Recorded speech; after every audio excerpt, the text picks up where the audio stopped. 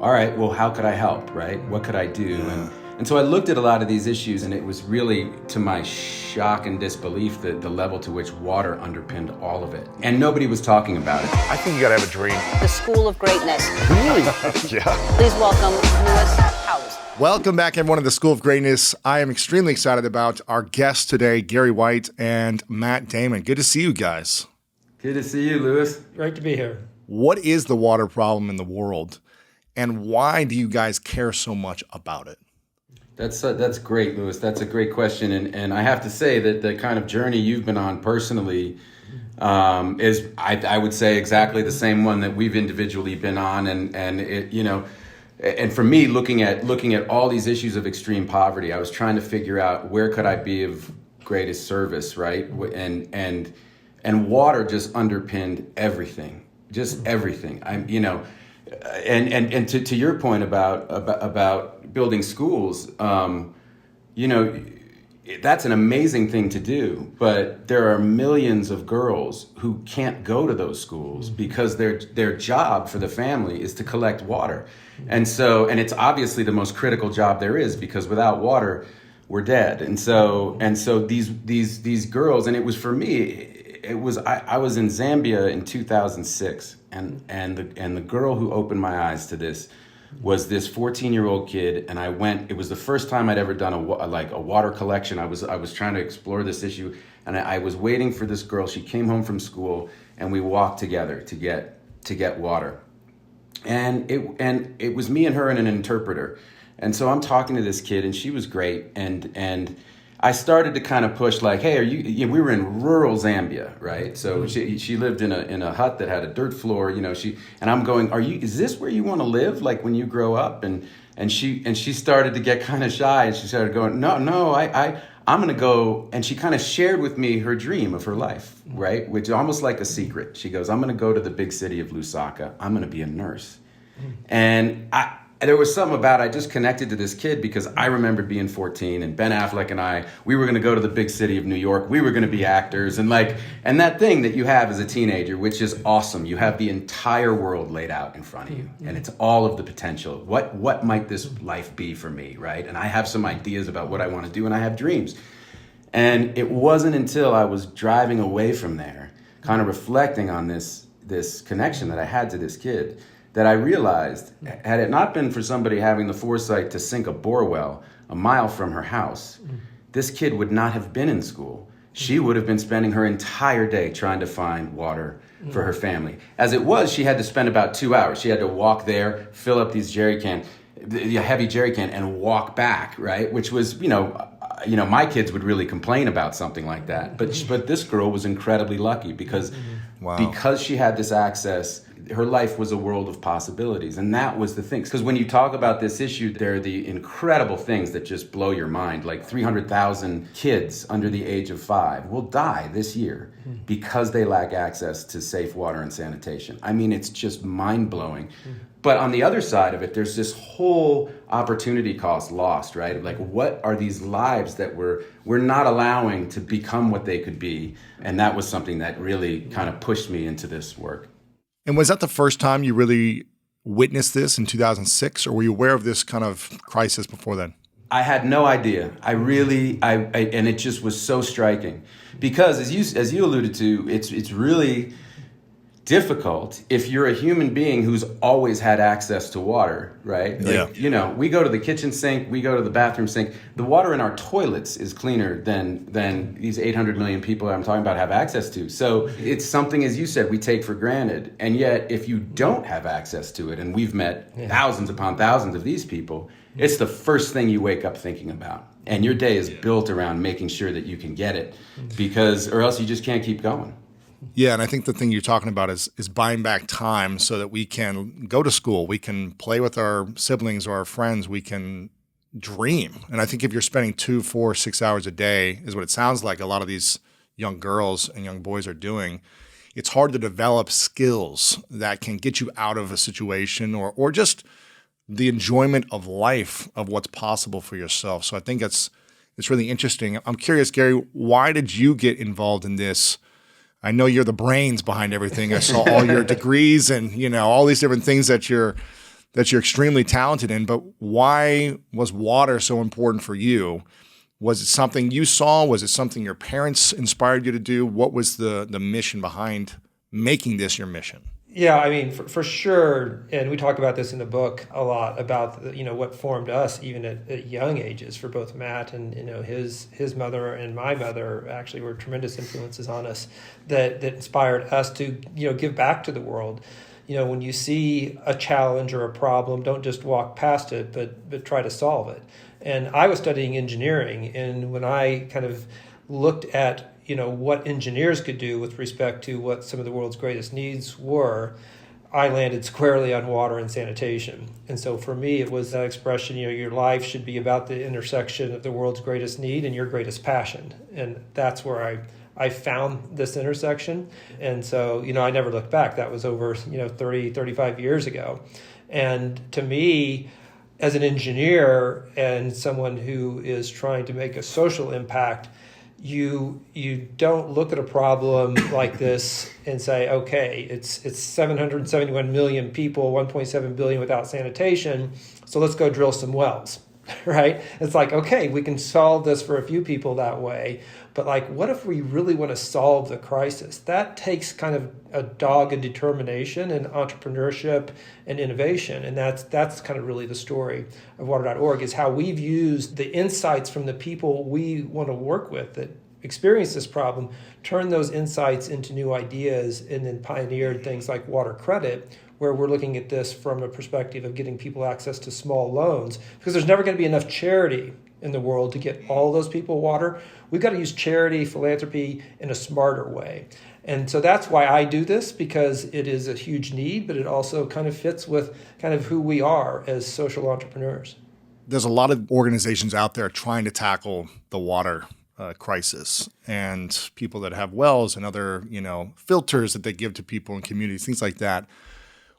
What is the difference between offering a loan for someone to develop this themselves as opposed to someone donating and building a well for a community that brings clean water for however many people in that community? What's the difference between what you guys are doing and some of the other charities, which I think they're all great, but why do you think it's important to follow this philosophy and method you guys are doing? Well, I just jump in first, and Matt, feel free to comment. I think, first of all, this is an all hands on deck problem. I think it's great that there's so many people who care about this issue, that they want to go out and try to get an impact or make an impact, and they are. But I think what's different about us is looking at this from the perspective of the financial side of this, right? And recognizing that there are a lot of people who are in such extreme poverty, they need that free well, they need that handout. But what we discovered is there's hundreds of millions of people, if not more than 1 billion. What they really need isn't just a handout. What they know what water solution they want. They know there's a water filter in the shop down the street that they want to buy. They know that there's a toilet that would be right for them. They know that there's a water tank that would be best for them. And so it's empowering them to be able to procure the best solution that they want. They make their own choice as opposed to just, hey, here, take what we're going to give you. Exactly. They may not want that. Exactly. Yeah. So break it down for me. If I'm going to be making a donation today, and I hope a lot of people will be making a donation today at the end of this, and they'll feel inspired to do that.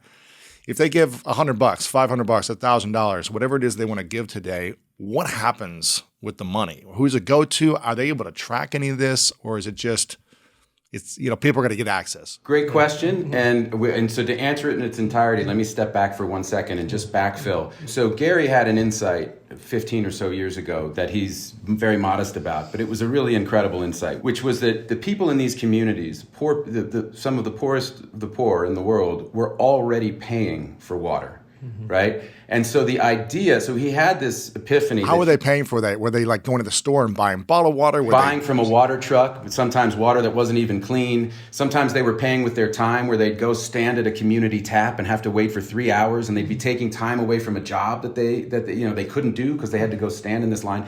So there were all these ways, there were all these coping costs, right? What they didn't have were savings, but what they were doing was paying every single day for these things, sometimes up to 25% of their income. And so Gary had this idea that if you took the concepts of microfinance that Muhammad Yunus pioneered in the Grameen Bank, you could actually apply it to water. And it wasn't a traditional loan because it wasn't an income generating loan, but it would be an income enhancing loan because you'd actually be buying somebody's time back and they could work those extra hours and they could. And so that was a really key and critical insight. And what that did was, it was a hypothesis and it just turned into our pipe dream where our borrowers are 97% women, and these loans pay back at over 99%. And that is the story. It's like some of the poorest people in the world, if you just give them a chance, if you just nudge a market towards them, they will do the rest. And it's like we get out of the way and these people solve their own problems. And then what happens is, to your original question about the money and $500 or $100, traditionally, if you're going to build a well, the costs were kind of assumed to be, or they were known to be about $25 to get somebody clean water for life, so per person. But with these loan programs, what happens is because they pay back at such a high rate, right, the money just gets recycled and goes back out. So at water.org, you can get somebody clean water for life for $5 because these women, these heroic women, are one after another paying these loans back. And we've now reached, had we just done direct impact work, we would have reached thousands of people. We this month have hit 43.7 million people that we've reached. Wow. And I know, and that's the story. That story isn't us. It's these incredible women who are one after another paying these loans back, despite the fact that they live in circumstances that we couldn't even fathom.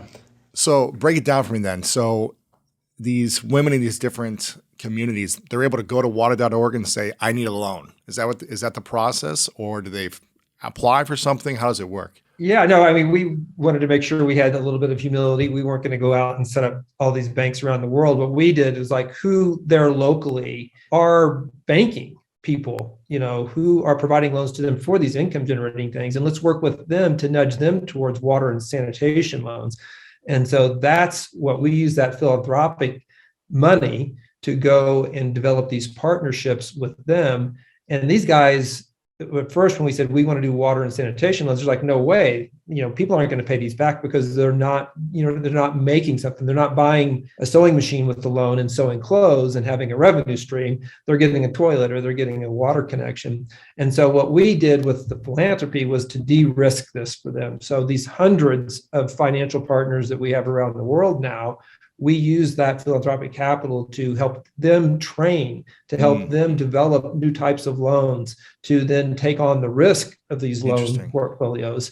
And then that's how it turns into the capital that they go out and get from the commercial markets and then reloan to people in poverty. And because, the loans repay at 99%, the risk that we took, didn't really come to fruition, right? So we're able to making this happen. So that's how we multiply the philanthropy. And now it's been about $3.5 billion in these loans that have been made around the world. Wow. Wait, $3.5 billion in donations or in loans? No. That's the beauty of it. We use the donations to leverage the capital market. I see what you're saying. So the capital markets come in and lend. And that's, we'll get to it maybe today too, but that's why we created Water Equity, which is a separate organization. It's an asset manager. So investors can come in and invest in Water Equity. We use those funds to lend to these financial partners, and they break it into millions of microloans. And those loans get repaid, Water Equity gets repaid. And so investors actually get a financial return on their investment. While having a massive social impact. Exactly. Okay. Wow. Now, is there a way for people to make money with the water solution they're getting? Or is it more you're buying back your time to then go work and then pay back the loan? Is that what it's? Well, they do end up making money, right? Because once they pay off the loan, all of that extra income that they have is found money for them. It's theirs. So now if we've given them a loan to connect to a water source, they might have a water tariff, right? But it's tiny compared to what they were paying every month for their water when they had to pay every single day for it. Yeah. We should tell the story about Lena Riza in the Philippines. That really brings us home. Lena Riza is this woman, lives outside of Manila in this slum, really. And she was paying one of these water vendors that come around and sell water off the back of a truck, $60 a month, $2 a day. She had her $2 each day that she could pay, and she needed this water. And so what she did, she took out a loan, $275, used that to connect to the water utility because you had to pay a fee up front. And now she has water right there at her home. Her loan payment is $5 a month. Her water tariff is $5 a month. So do the math, right? $50 more every month she has in her pocket. And all she needed was that nudge of that loan to get over the hump. And but for us having water and sanitation loans for her, she would have been stuck in that forever. It's making it more affordable and instant as opposed Yeah. to spending time and money to get it. I love this. I say that this problem contains its own solution in that sense, right? It doesn't take charity directly to her, but it takes charity to set this all in motion. How long have you guys been doing this together now? How many years? What year we founded? 2009. 2009. We So 13 years. joined forces, yeah. What's been the biggest challenge you've had to overface in the last 13 years? And what's been the biggest win so far? The biggest win, without question, has been our ability to accelerate this process. It was an idea when we got together. And I remember we had an event about 10 years ago in New York, and Bill Clinton came, President Clinton came, and President Clinton looked at our model. We hadn't hit 1 million people yet. And he just went, he got it. He was like, this is going to work. And then he just goes, you guys, you just run those numbers up. You run them up, because his philosophy, which is great, is if we can, if you keep proving and proving this model, it becomes so attractive and that's how we've been able to create this asset manager, because we can go out and really go after this big capital and go like, look, we can build you in a return and you're going to have this massive social impact. And these loans pay back at 99%. And at this point, we've done so many millions of them that you can't deny it, right? And so it feels like we're rolling downhill now, and it feels like we've hit this inflection point. We passed 40 million and then we're at 43 now. And by the end of the year, we'll be at 50. Gary started in the early 90s. It was 20 years to get to the first million, right? Wow. And now it's in the last 10 years, we're cooking and we're accelerating. And so that I would say was the big win. The challenge is that we've had so many failures. I mean, that's one of the barriers to entry that I think might keep people out, and that we encourage people to just push through. Because when you learn about something that's new and complex, and you're dealing with different cultures, you're dealing with different systems, you're dealing with all this new Governments stuff. and backdoor channeling and all those things. Yeah, you just can't be proud. You know what I mean? You got to come in with some humility, and you got to know you're going to make mistakes. I always think about this. We were in Ethiopia 12 or 13 years ago, and we saw these kids were drinking out of this hand-dug well, right? And the water was like, it looked like chocolate milk. It was the like water. dirt. You would slap it out of your kid's hand, right? But it was the only option that they had. And not 50 yards from this hand-dug well, there was a state-of-the-art well that an NGO from India had come in, and it must have cost $10,000. You can imagine there was a dinner somewhere in Mumbai or Delhi, and these guys raised the money and everyone's cheering, and it's awesome what they did. They put this thing in, but they didn't train anybody in the community how to use it, if it broke, how to fix it, right? And so when it broke, as all these things do, it just kind of went to seed. It just sat there as almost No one was using it. No, it was defunct. It was defunct. Oh, man. So they went back to the system of a hand-dug well. So we've had so many, of those trying to troubleshoot how to make these things work, because half of the water projects classically have failed. Wow. Interesting. Now, Gary, you mentioned a few minutes ago about the influences from growing up. I don't know if you said your parents, or you had an influence that inspired you to want to do good in the world and want to use your talents to make an impact.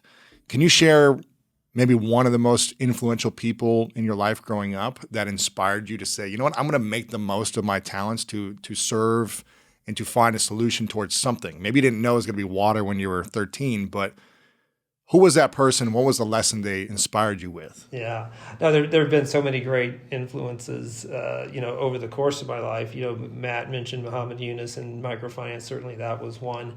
But if I rewind back to that time and that age, I think it was really my mom. And, she was always the one volunteering at our church. I remember there were, in the 70s, a lot of Vietnamese refugees came to the U.S. and, they got transported to different cities around the country. My mom was one of the ones who was like helping, this family get settled, or there were these fundraisers, for soup kitchens, and I just absorbed it. I would tag along, when the church was having the rummage sale for raising money, I was up there and she was sorting clothes and old toys to sell. So it's just all of these influences there that she never had the opportunity really to see much beyond the Midwest United States, but to take those lessons instilled in me and to amplify them globally, I think is something that it's all rooted in that upbringing. Where'd you grow up? What Kansas state? City, Missouri. Okay, cool. Yeah, I'm from Ohio, but I lived in St. Louis, which I think I saw you went to Missouri University for a while. So I went to St. Louis school for a little bit too. Mm-hmm. Gary's got 3 engineering degrees. He's I saw North Carolina and Missouri and freaking I don't know, I Harvard would or trade something. 2 of them for an MBA at this point because it seems to be about finance more than engineering. Oh, right. Yeah. I'm curious, what was you got to witness a lot of this stuff with your mom and tag along. What was the greatest lesson she taught you then? Whether it's something she said to you or something you witnessed, what would you say is that greatest lesson? I think the greatest lesson is, and I'm borrowing this from somewhere, I don't know where, but this is what I saw in her, is that unless a life is lived for others, it's not worth living. And whether that be your kids or your family or your wider community, that's what makes life worthwhile, is thinking and living for others. I love that. I make the claim that success is about us. Greatness is for other people. It's about the service for other people. I love this mission. Matt, I'm curious about you. If you're open to sharing, maybe someone who was influential growing up at a younger age that was inspire you to want to serve and give and. Absolutely. At the risk of sounding redundant, it was also my mother who was really the person who took me, she took me to Mexico, to Central America, in the 80s. And that was my first brush with extreme poverty, down in rural Guatemala. And it just absolutely changed my life. And she was very deliberate about it. She wanted to show me issues of social injustice, of political repression, of extreme poverty. And leave it with me in a way, because it's so much to see when you're that age. Your senses are being bombarded because the lifestyle is so different from anything you understand, that it had just a profound effect on me. And I knew, look, I went into as you say, success is, I went into my 20s completely devoted to my acting career and my writing career. And my 20s were really dominated by Good Will Hunting. It took us about half that decade to get the movie made. But once things started to go well enough for me, I went back to this internal conversation that I'd kind of abandoned for a moment, or left while I worked on this career, and realized this was a time where I actually have this platform. I actually have an ability to really get involved in a meaningful way and be of some help. Yeah, it's interesting. I'm curious. I'm assuming, let me know if I'm wrong. I don't want to sound out of line here, but I'm assuming as you were rising in your success in your movie career, you were getting opportunities to go to lots of charity events and galas and all these different things in your, I'm assuming, 20s and 30s. When was the moment you said, you know what, I've had a lot of success now. I want to really start making a part of my time towards something of giving back or being of service. And I'm assuming you were giving in certain ways and, using your platform before and not just neglecting service. But when was it like the moment you said, I got to do more for more than just myself? It kind of happened over that period of my early 30s where, and it was really, I think that's a common situation people might find themselves in if they wake up with some level of celebrity. It's like, oh, I feel like I'm obligated to do more. I feel like I'm compelled to do more and that I should do more. And I was very lucky that Bono has this organization, had this organization called Data, and they would organize these trips for people like me that, it's like I just had to pay for it. And they curated a trip throughout a few countries in Africa, and each day had a different learning focus. And so it was all about just kind of a deep dive, or it was more like a college mini course, right, on extreme poverty. And today we're going to learn about AIDS in an urban environment. Today we're going to learn about AIDS in a rural environment. Today we're going to learn about water. Today we're going to learn about microfinance. And it was this amazing trip. And so I was taken on the trip by a few people who worked at Data, Taylor Emery, Aaron Thornton. They had done these trips before. They just kind of opened my eyes to everything that was going on. And it was more about helping me absorb and kind of take this all in and metabolize this bigger world, and then to go home and think about, all right, well, how could I help, right? What could I do? Yeah. And so I looked at a lot of these issues and, education and, AIDS. I was weighing all this, and it was really, to my shock and disbelief, the level to which water underpinned all of it. And nobody was talking about it. Taylor, I think, the guy I was on the trip with, said, this is the least sexy issue there is. And I was like, that's me. I'm in. I'm in. Yeah, it's interesting. I kind of had a similar, obviously I didn't have the success that you had, but I had a business and I was making money for myself, and I was, building my own little brand or whatever in my industry. And I realized, okay, I have enough money for me. Like, I'm good for a couple of years. I wasn't set for life, but I was like, okay, I can provide for myself for a couple of years. And I remember starting to think outside of myself. I think I was suffering a lot when I was just thinking about me. And when I started thinking about others, I really started to find a lot more fulfillment and joy in giving and service. And I went on a trip with Pencils of Promise, this organization that helps build schools, because I struggled in school my entire life. I was, dyslexic and was in, all the special needs classes until 7 years it took me to graduate college. Like, the whole time, it was a struggle for me.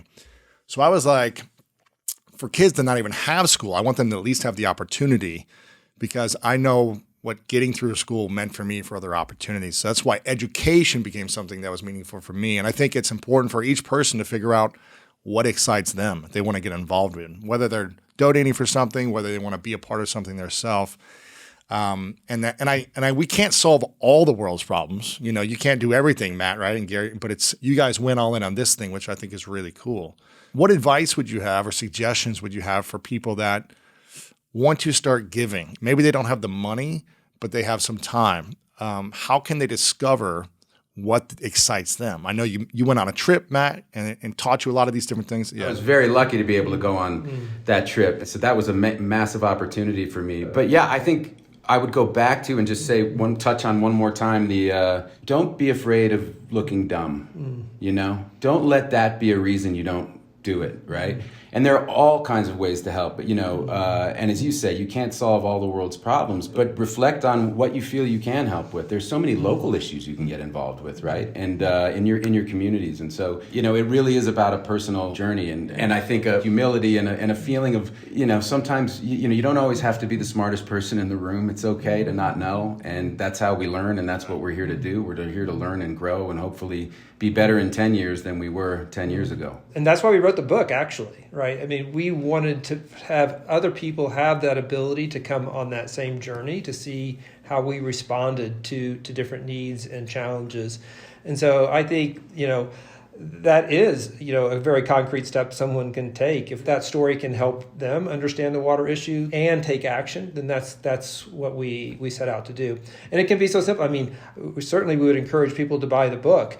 Matt and I, as authors, have turned all the fees over to water.org. So this is all going to help more people get water and be a water ambassador. I mean, that we like this long format so that people could, take it to their book club. Right. So Be a water ambassador, take it to your book club, buy a copy, pass it along, and then use that as a template if it helps whatever you're working on to be entrepreneurial, to tackle these big challenges, because we've got to tackle the big challenges. They're not going to go away by themselves, and there's ways to get it done.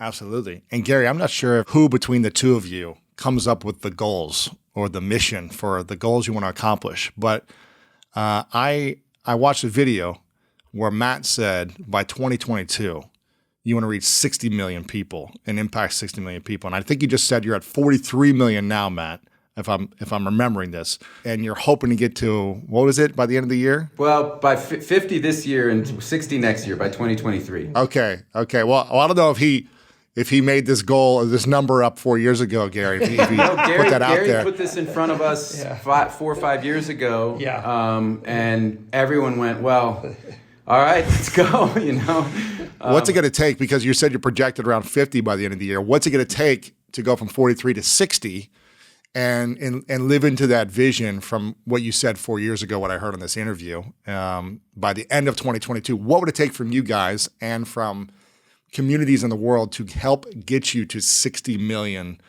lives that have access to clean water now? We do need to continue raising that philanthropic capital that kind of sets this huge flywheel in motion so that we can then use that. You think of it as like that's building the engine to solve this problem, right? Because there are all these kind of market failures or these assumptions about why you can't do things a certain way.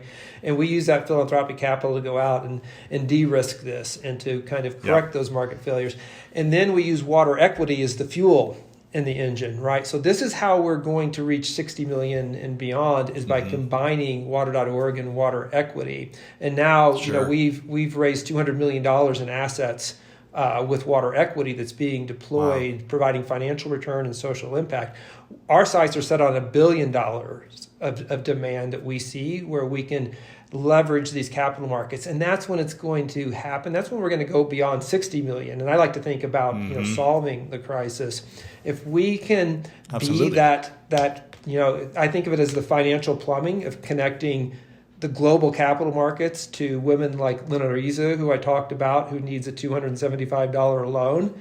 That will then set this in motion and it'll be self-sustaining. And that's how we'll really get there. I'm a big fan of challenging my guests to get them to, you guys are already thinking way beyond, so many things, but I'm a big fan of challenging people to reach and accomplish their goals when they say they want to accomplish them.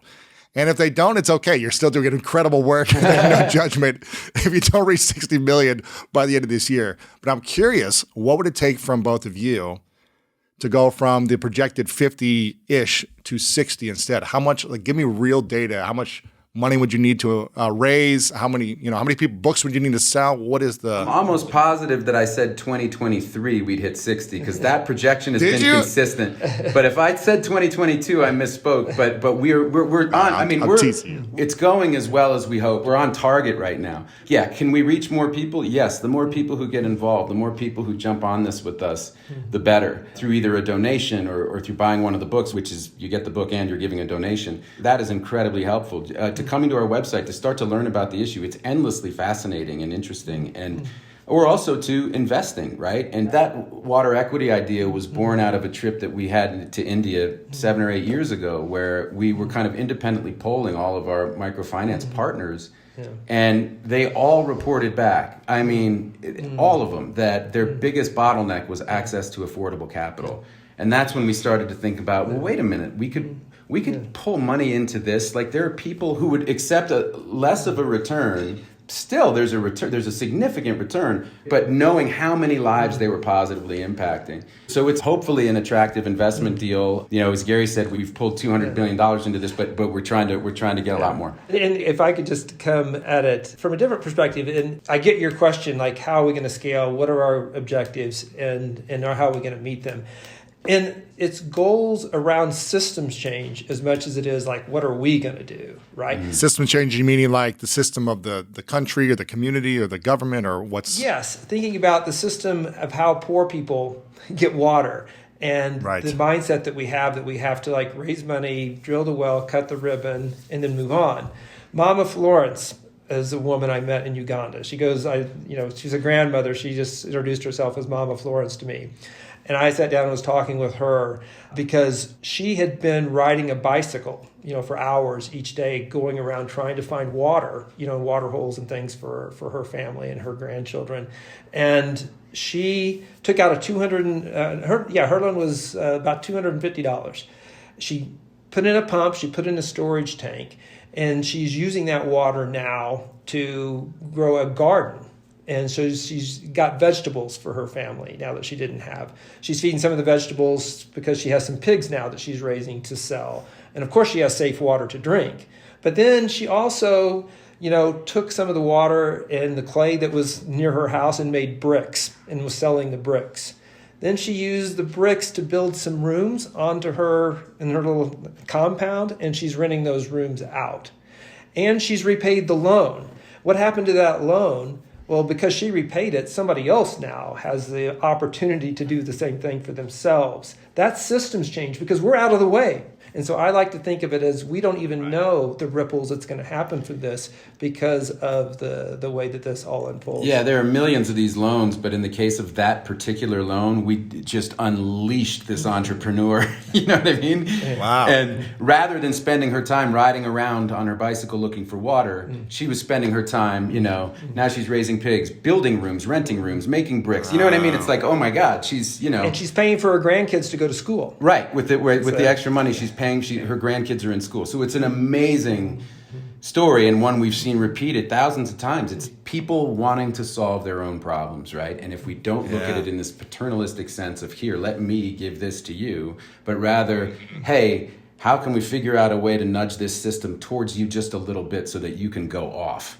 You know what I mean? Take ownership. That's right. Take and ownership. Solve your own problem. And we just get out of the way and let you solve your own problem. I mean, it's really incredible what these women do. It's awesome. And if they want to get the book, they can go to water.org, or is it everywhere as well? It'll be everywhere, specifically. Yeah, for sure. No, it'll be, Penguin Random House is a publisher, and so they'll have it out lots of places. Very cool. And I told you guys beforehand, I'm making a donation today. I'm just going to go right to the website and make a donation. So I recommend people to buy the book and also make a donation. Nick, I'm assuming people can make a donation as little as $5, $10. Absolutely. Yeah. That's a significant donation for us because that's one human being, right? Absolutely. $5. That's right. Absolutely. So I encourage everyone listening and watching to go there. We'll have everything linked up, and we'll talk about this before in the intro and the outro. But $5. Go take action. At least $5 today. Everyone listening should have access to $5. And that can be one step to help this mission. How much will it take? Obviously, there's systems that need to change and other things that need to happen. But how much money will it take to be able to leverage to get the loans and all these different things you guys are doing with banks to end this? Like, when could this potentially be ended by so people have ownership of their own water resources and they don't have to rely on 2, 4, 6 hours a day of looking for water? If you really want to zoom out, the engineer in me has the numbers. It's $1 trillion, right? It's $1 trillion dollar problem to be able to get access to safe, sustainable water and sanitation to everyone in the world. And that's why, we recognize, I talked before about how the problem contains its own solution because of all these coping costs, right? The coping cost of not being healthy, walking to get water, paying these inefficient water vendors, that's more than $300 billion a year right now that's sloshing around in this system. And it's about redirecting that $300 billion and that's why the problem does contain its own solution, because it's so inefficiently done. And so that it is $1 trillion problem, but a lot of the money is already there.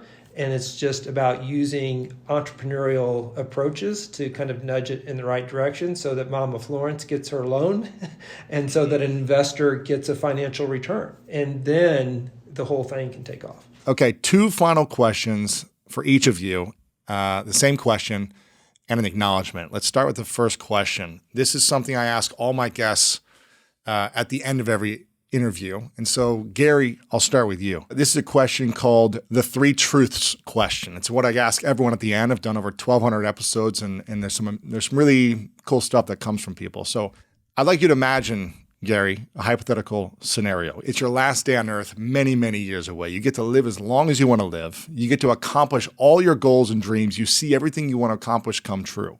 You live a happy, healthy life. But for whatever reason, all the information you've put out in the world, this interview, the book, anything you've ever said before, your content has to go with you to the next place, or it's just gone. No one has access to your content anymore, your words or your information.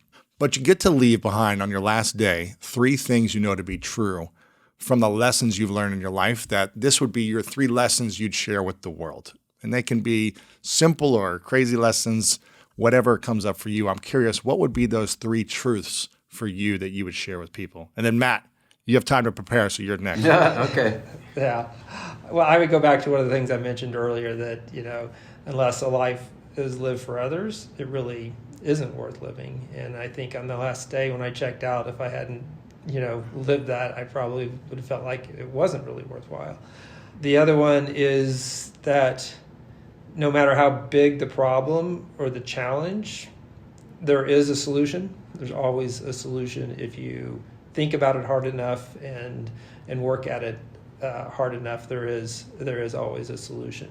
And on the third, the arc of humanity bends in the right direction. I do believe, I'm an eternal optimist, and that the arc of where we're going, despite all the things that we might see day to day and climate and things like that, the arc is going to take us in the right direction. Love that. Those are powerful 3 truths. Thanks for that, Gary. And Matt, what about you? What are the 3 truths for you? If it's the last day, many years away, what would you've got a lot of work that people don't have access to your movies, your writing. They don't have access to anything anymore. In some cases, that's a real benefit to them.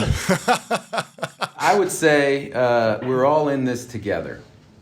We are all in this together. That would be something that I would want to say. There's a great line in a U2 song where at the end, Bono sings, "There is no them. There is no them. It's only us." Right? And so that would be one message. I think another thing would be just a life, words to live by would be to say yes.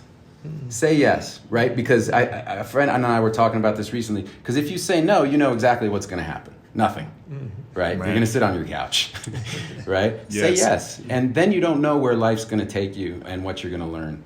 And then at the end, I know I'm going to kick myself when we stop talking and think of other things, but I really do believe just in being kind to one another. I mean, I know it's simple to say the golden rule, but if only we could live by that, so many of these problems that seem intractable would just go away immediately. So that'd probably end with that one.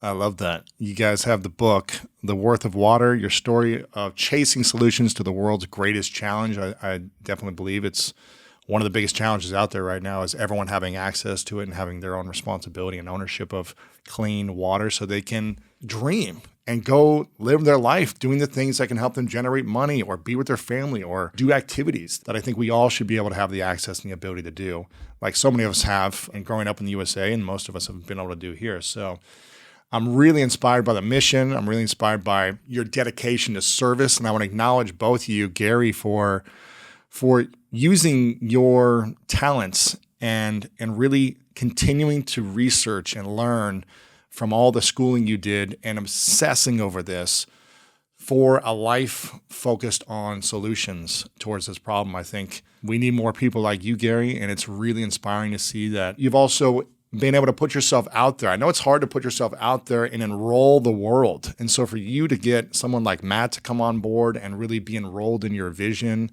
and have more people to help with marketing and promotion is really inspiring as well. So Gary, I really acknowledge you for the gift you are in the world, for the talents you've been able to utilize and develop and being of service with your talents. It's really inspiring, Gary. And we need more people like you. And Matt, I want to acknowledge you for a moment there's so many celebrities in the world or people that can keep focusing on themselves. And obviously you're extremely talented at what you do in many different levels, but to use a big portion of your time and energy and efforts when you have, multiple kids and a family and career and people wanting things from you to make this a big part of your mission, to invest in it, to spend time writing a book that you don't get any benefit from personally because all the donations are going towards this cause is really inspiring. So very inspired by both you. Acknowledge you both. We have one final question that I'm going to let you guys go. So I'll start with Gary. And this is the final question I ask everyone is what's your definition of greatness? Just knowing that you have taken what has been given to you, and because we're all given different things in different amounts and different talents and opportunities, and have turned that into all that it can be. And fundamentally, at least leaving the world a better place than you found it. And if you had the opportunity and the tools, you should leave it a much better place than you found it. Yeah, love that. And Matt, for you, definition of greatness? Yeah, I would say I completely agree with what Gary said. It's about being in service to others in all sorts of ways. And ultimately, as my day job as a actor and writer and storyteller, it's about trying to share your humanity. It's about trying to, you know, as I said before, believing that we're all in this together. It's about, you know, it's about trying to give of yourself so that people feel that connection, so that we all solve these problems together and grow and evolve. I love it. Gary and Matt, I appreciate you guys very much. Thank you for your time, and thanks for the mission you're both on. It means a lot. Thanks, Louis. Thank you so much for having us and using your platform to help people engage and push this out there. We really, really appreciate it. Of course. Appreciate you guys. The United States just became, last year, ranked in the top 3 for destination countries for trafficking, which means Other people to come here. right, the traffickers say, look, that's the market I want in. If I can get into the country, and then we're really going to make a lot of money. And so they're trying to get their slaves into our country.